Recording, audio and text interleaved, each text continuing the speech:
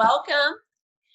So for all of you guys, it's so important, no matter if you're a first-year teacher or you are a 21-year teaching veteran, it is never too late to transition out and to learn new skills, mostly because we have already had such an exposure and an experience with it.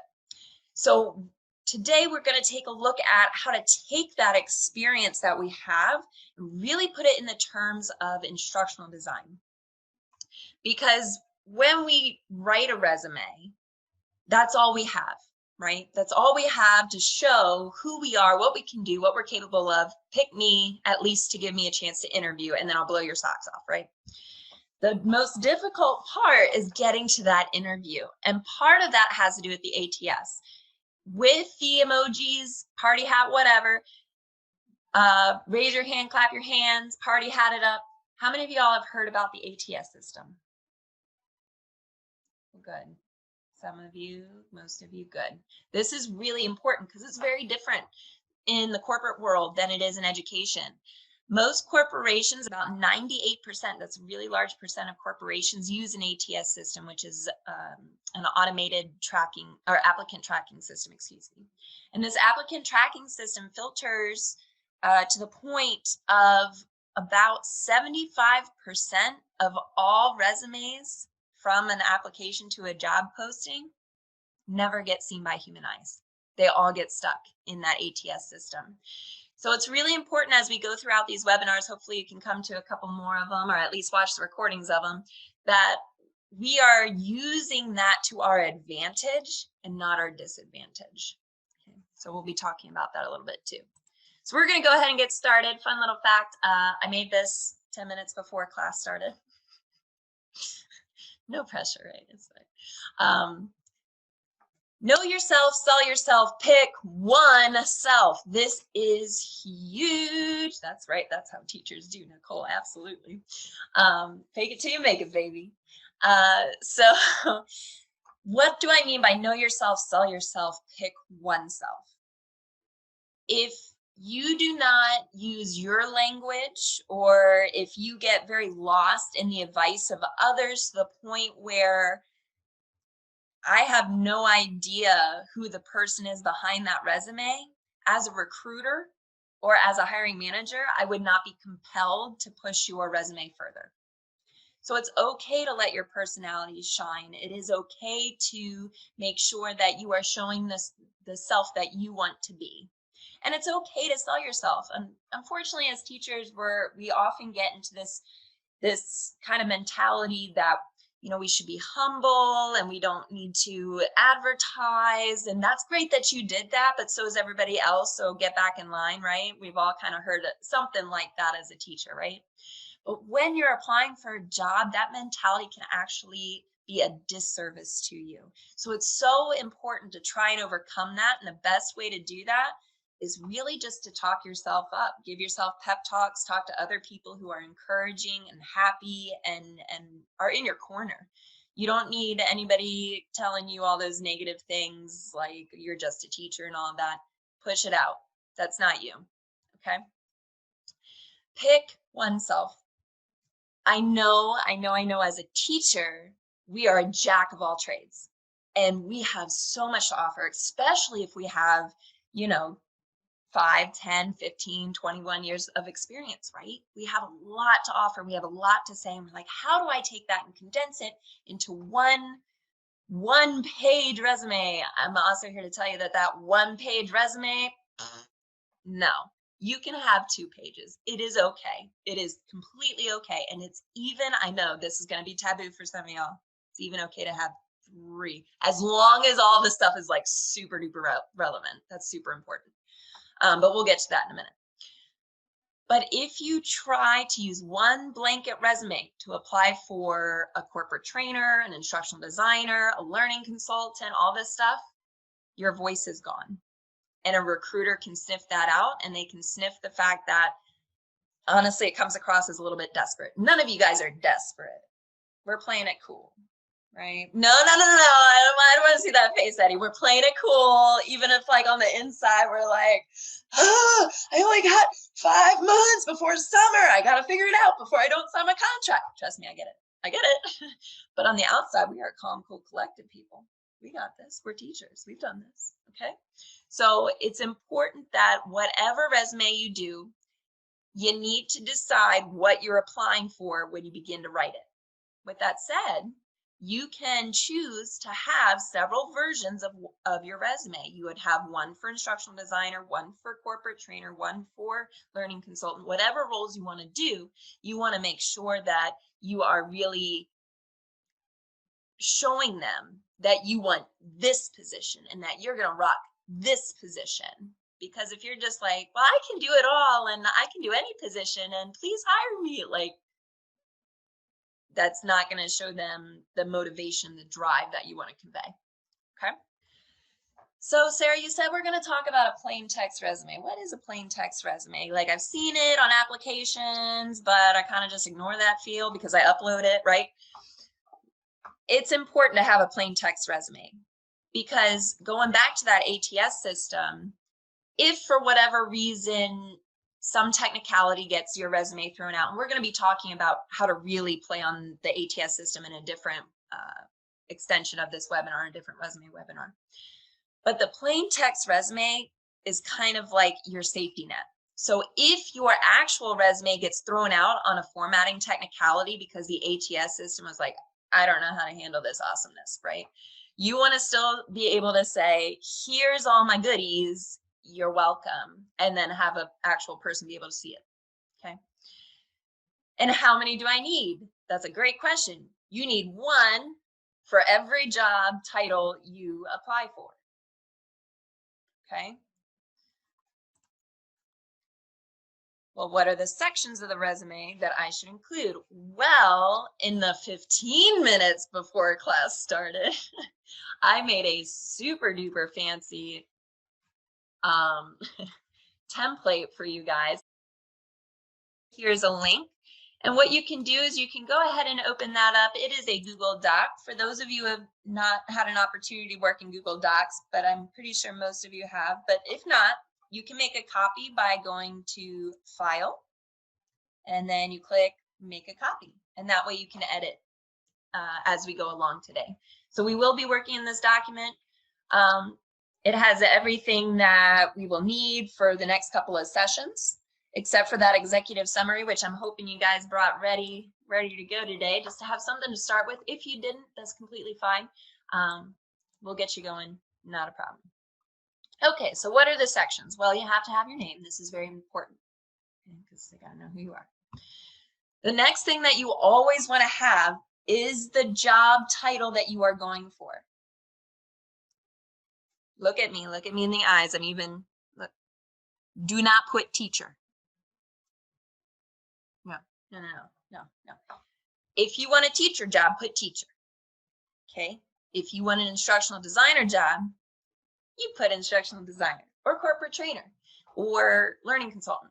The best thing about these roles is that they don't require any additional certification or licensure or degree in order to practice it. All it really requires is experience. You guys already have experience in instructional design. You have experience in learning consultant. You have experience in training, corporate training, but you know, that's okay. You can say you're a trainer, okay? So it is okay to adopt that mindset.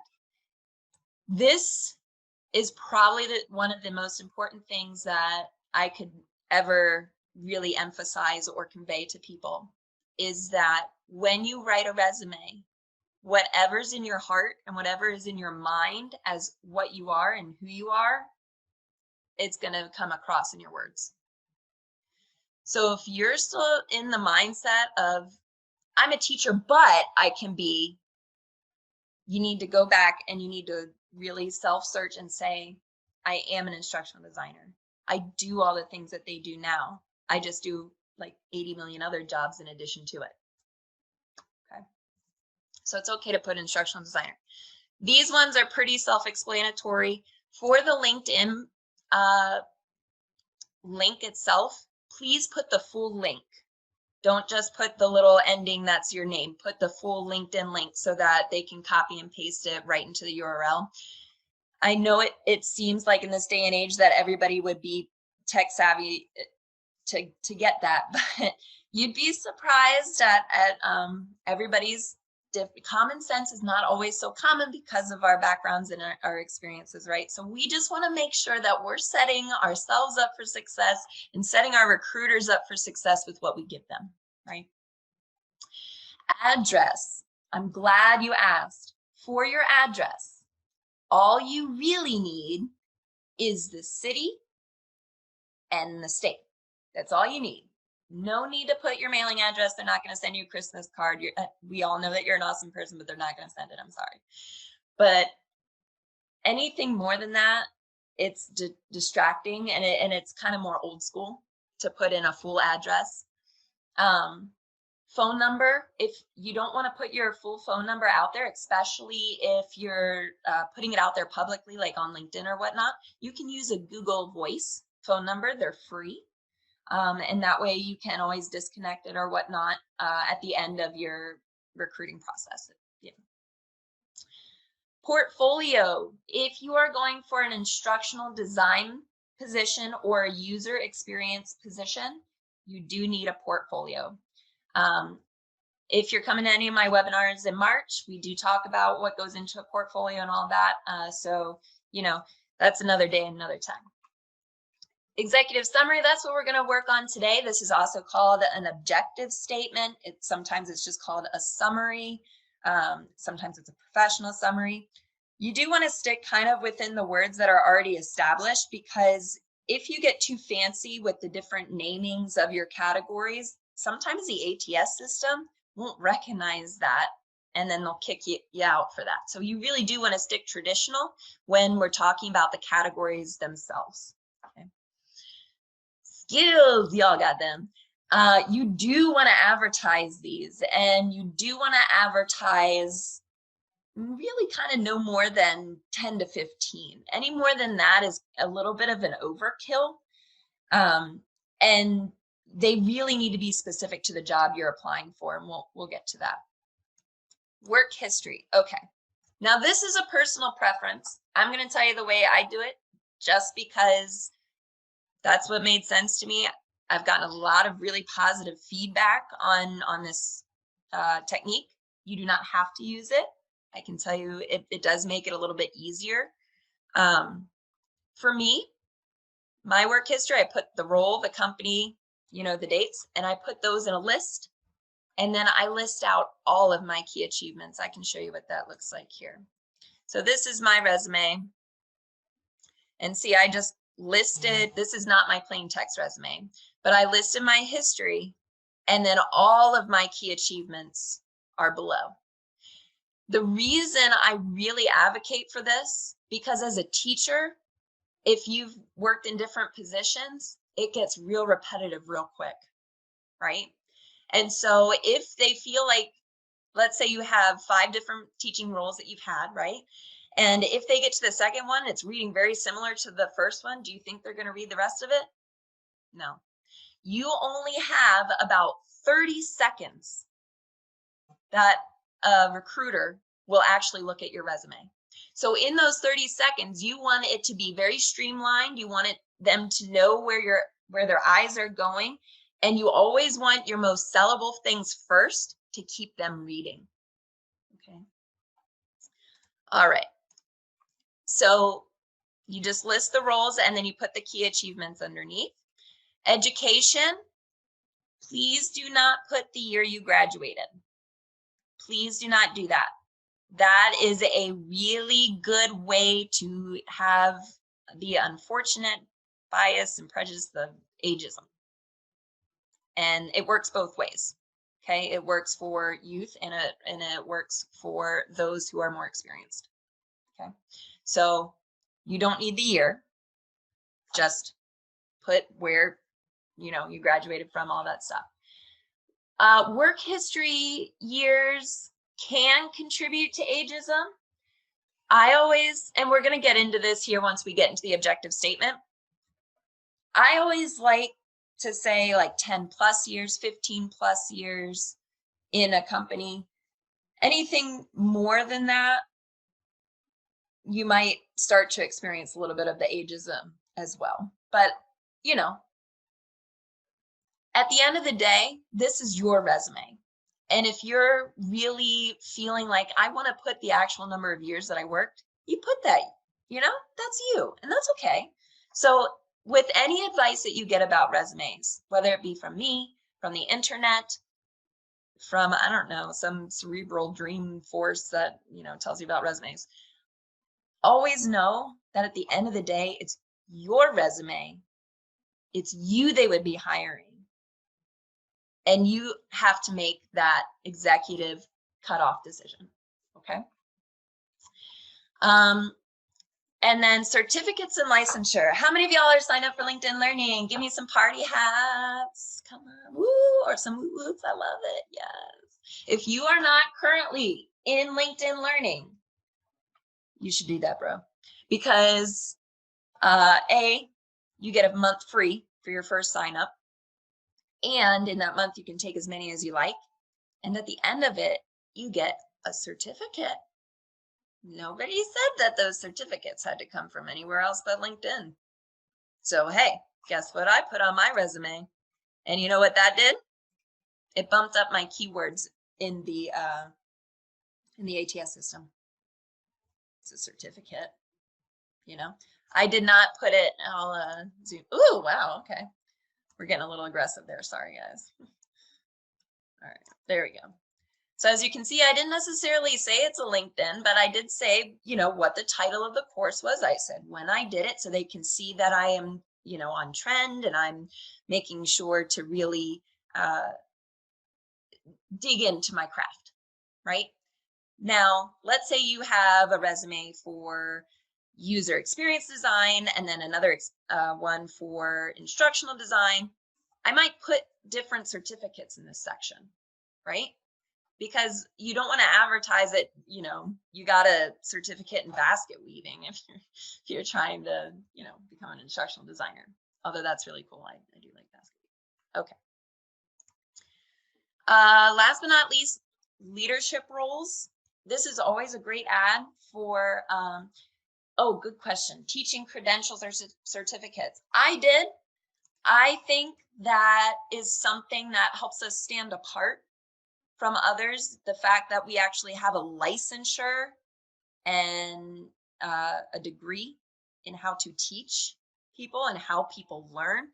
I think that helps us stand apart from a lot of the other instructional designers and corporate trainers and all that, because a lot of those really have fallen into it. Only about, I think it's 46% have a certificate in instructional design, and only 16% have a degree.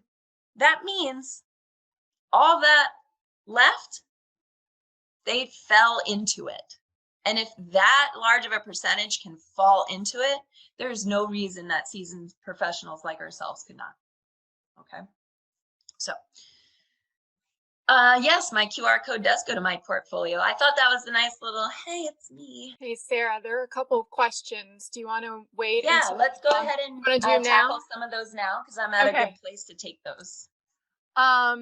So are there any issues with putting personal info in the header? The actual header of like a Word document, the header and the footer of a Word document, you should never, ever put any information that you would like a recruiter or hiring manager to see, because oftentimes the ATS system will not read it. Right. So is that the question? Did that answer the question? Yeah. Okay. So then the next one is, what about volunteer positions that you haven't had for very long? Should you list them? I would say yes, especially if they're relevant. Any experience is good experience, you know. Erin, we've been doing this for a couple months now, right? Yeah, you're at 4 months now, and I've been on board for 3. So Yeah, so and we put this on our resume. Erin, I'm sure that was a big talking point for your most recent interview, right? yeah, Yeah, put that for volunteer sure. stuff out there. It's good to see that you're interested in your community and you're interested in giving back and that you're working on building skills up. Good one. I think you mentioned, does listing work history years also contribute to ageism? You jumped on that one, right? Work history years, it can. Um, as far as the actual experience itself, if it's older than 10 years, unless it's something super duper relevant, like for that job itself, don't put it on your resume. Because if you think about the field of instructional design, really most of us have about as long as PowerPoint's been in existence, and we've been using that to make slide decks. That's about as far back as we can go. Sarah, I've got 2 more. Sure. Yep. Can I ask you 2 more real quick? Yep. Would conference presentations be counted as training experience and be worth mentioning? Heck yeah, it is. That's a train the trainer event, baby. And if you made it, you've created it. Okay. You created train the trainer events. So, yes, anytime that you have taught another teacher, that's a train the trainer event. That is using adult learning principles, right, to create these, right? So, definitely play those up. They'll want to see that because unfortunately, we are teachers, and anytime somebody hears the word teacher, they're gonna be, oh, you work with children, you get to play all day, and like everything's beautiful, and you have recess, and it's like that's not real life, but okay. But that's what they think you do, and they think that you've only ever really interacted with children, and the reality is we really do depend quite a bit on the collaborative nature with our colleagues and being able to learn from the experience of other teachers. We go to workshops, professional developments, we put on professional developments. All of that is train the trainer with adult learning principles. And Sarah, the last one for right now is, I just finished my credential program, so I don't have any experience really. Should I put my fieldwork observation hours on my Definitely resume? put observation hours. Do you have who is that from? Ivy, do you mind sharing? Hey, Hi, Ivy. Ivy. Are you saying that do you have teaching experience? Not really. So I just finished my credential program and I ended up it was virtual, so I ended up like loving this whole teaching experience. So I've only had my student teaching and fieldwork hours. Girl, yes. No, that counts. Okay. If you've made stuff for your program, like you made stuff for your students, and what's really great, oh gosh, guys, this makes me so excited for you because, and I couldn't put this on my resume really because I didn't have the virtual teaching experience. But the fact that you guys have made that is so marketable right now because you have created virtual instructor led training. Okay. And that's hot right now. That is what is selling. So you want to make sure that you put that on your resume. And if you've made like any little game that they did through like Google Classrooms or Quizlet or whatever, guess what? You've done some e-learning too. Cool. Just Thank saying. you. You're most welcome. Yes, definitely just put it out there. If you've done it, that's experience. It doesn't matter in what capacity, as long as you've done it, right? Okay. So moving on, what is an executive summary and why do I need one? This is a question that I get a lot, mostly because as teachers, we typically don't put an executive summary on our resume, but an executive summary is basically like a mini cover letter, okay? It is your little, think of it like an elevator pitch to whoever is reading it. You don't want it to be long. You want it to be about 3 to 5 sentences tops, okay? And you want it to be very concrete. You want it to give a sense of who you are and what you can do and how you've done it in the past with a lot of killer adjectives. that truly represent you. Okay, it's a snapshot of you. Why do you need one? A lot of times, I'm a huge fan of the cover letter. I always advocate for it. Only 20% of applicants nowadays actually bother to make a cover letter. And so to me, if a recruiter reads a cover letter and it comes down to between me and another candidate and I wrote the cover letter and they didn't, I'm going to guess that's going to help me get the job. It's the little things that matter in the end, and it's worth putting the investment in. But if they don't read the cover letter, which some recruiters don't, that's true. If they don't read the cover letter, that's what your executive summary is for. And that's why it's important, because it really says who you are versus just here's a list of skills on a piece of paper. Okay.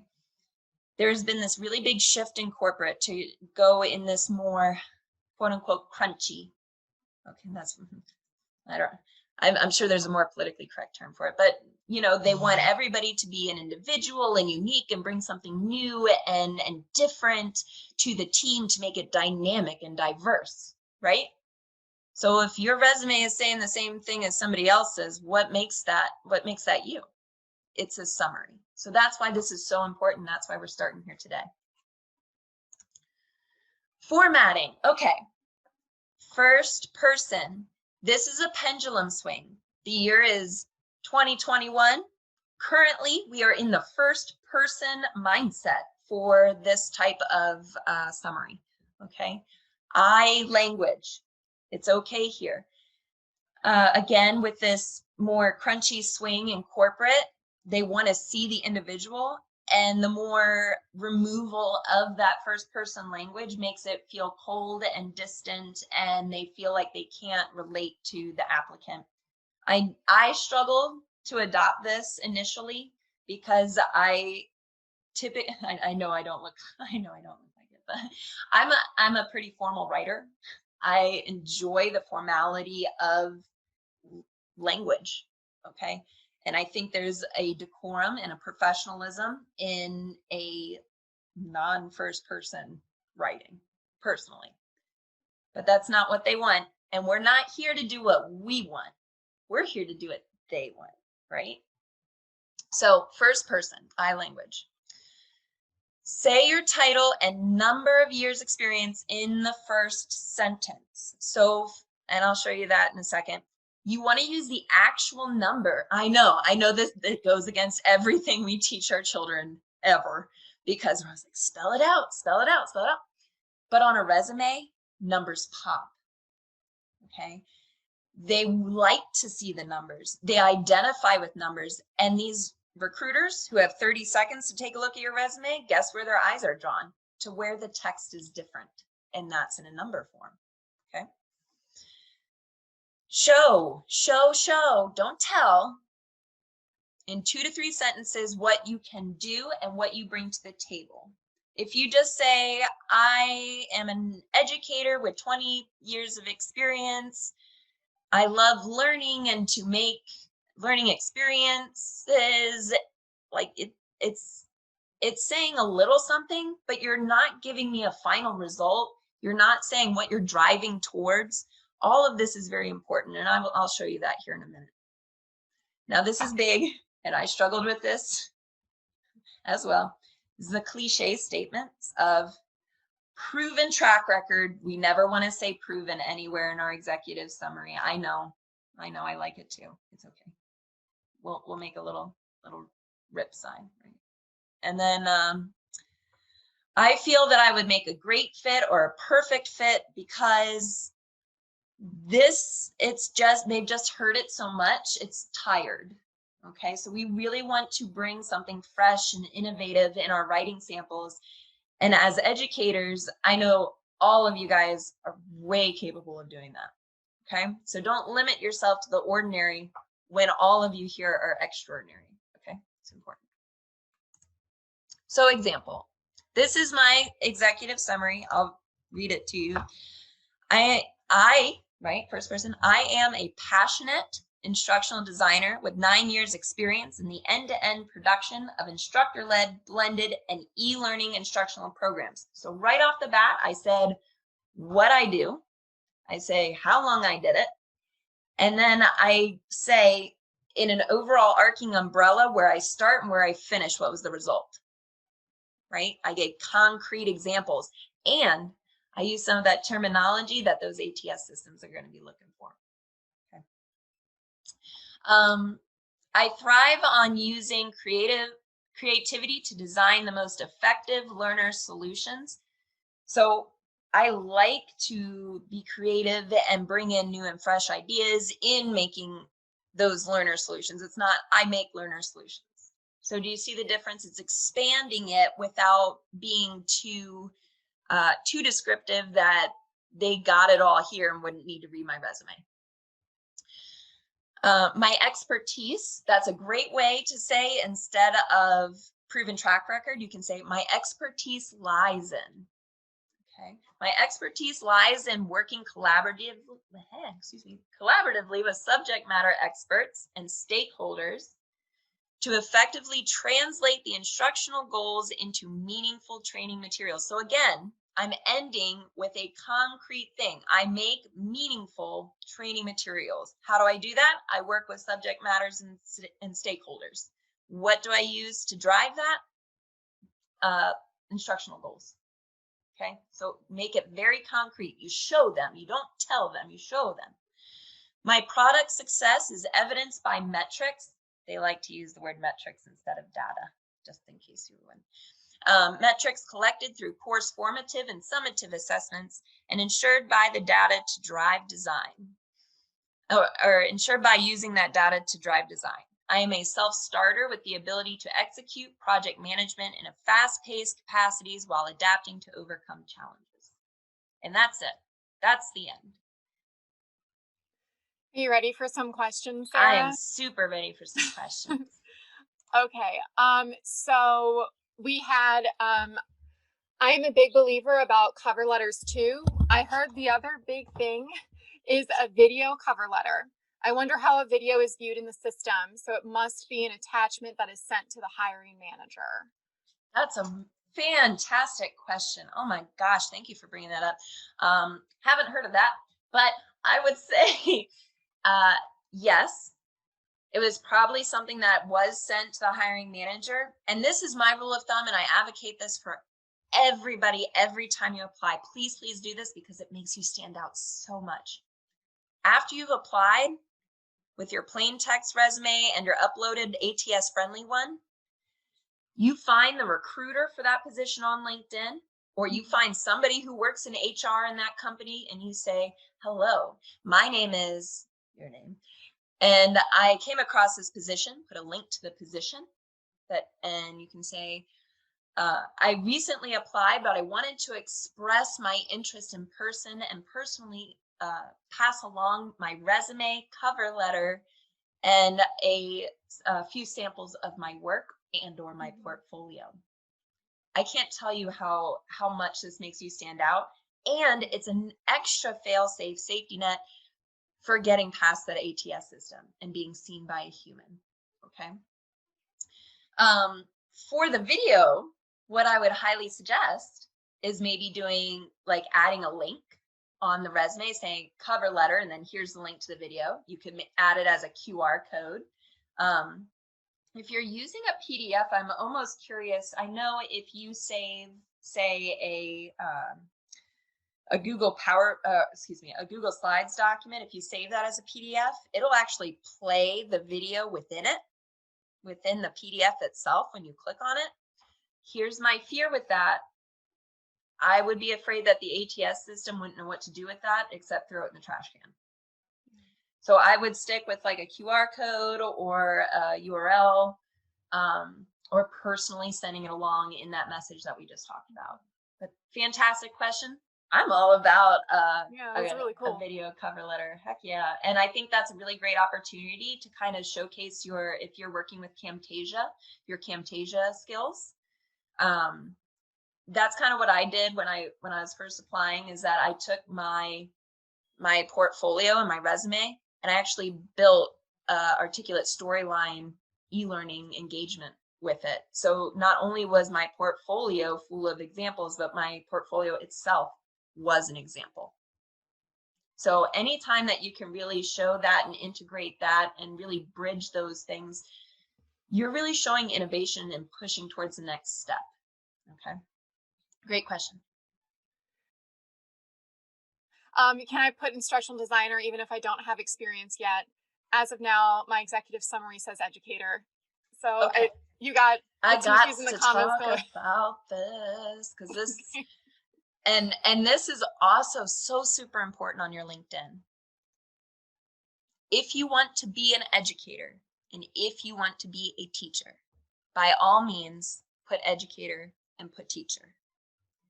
If you want to be an instructional designer, put instructional designer and you put it first and you put it only. And here's why. Teaching is macro. Okay, within teaching, you have instructional design, you have counseling, you have training, you have parenting, you have mentoring, you have coaching. I mean, the job titles are endless because it's macro. Instructional design is micro. That fits within the macro. So a teacher could say they are an instructional designer because they do all the things that an instructional designer does. Okay, but an instructional designer could not say that they are a teacher because they do not have the licensure, number one, and they do not have the other broad umbrella macro skill set required of a teacher. Okay, think about it this way. Y'all know the people that like are let's say a mathematician. They went to college to be a mathematician, and then they decide that they want to be a teacher. If they come in with a resume and a LinkedIn profile and interview and they're saying, I'm a mathematician, I'm a mathematician, I'm a mathematician, but then they say, but I could teach. Do you want them as part of your teaching staff?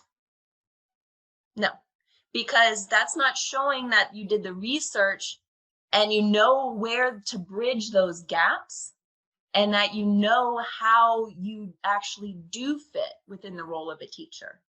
Now, if they come in and they say, I'm a teacher because I have done all this research, because I have put in the effort, because I do have experience with math, and this is how I've been able to translate that into teaching, that's a different person, isn't it?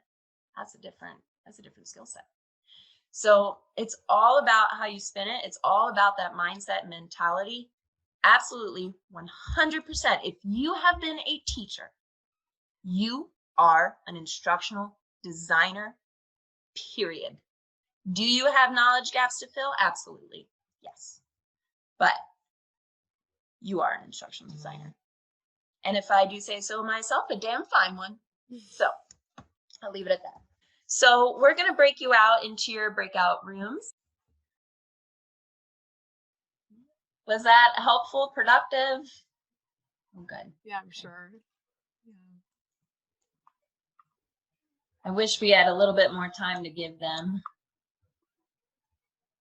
But we are always happy to keep the rooms open. Hey, my people, welcome back. It's a party still. Okay, yeah. Moeen's getting down too. Yeah. Okay, I'm sorry. It's Friday. It is Friday. What in the world? TGIF. TGIFY. Friday. Okay. Anyway, sorry. I'm really trying to make it happen. Kind of like fetch. Fetch is never gonna happen, Gretchen. Just like, okay. No, it's mean girls.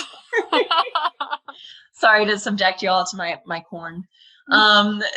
So welcome back. I hope that was helpful. I'm sorry we didn't get a little bit more time in those rooms, but happy to stay on. I'm happy if you guys want to put into the chat your connection, if you guys want to pool up separately with people and work independently on your executive summaries. We also have on our website, I'm going to drop that, or Erin, can you drop our website in the chat? We have free office hours and we have free one-on-one mentoring for resume help, portfolio help, interviewing help, basically whatever you need, we will meet with you.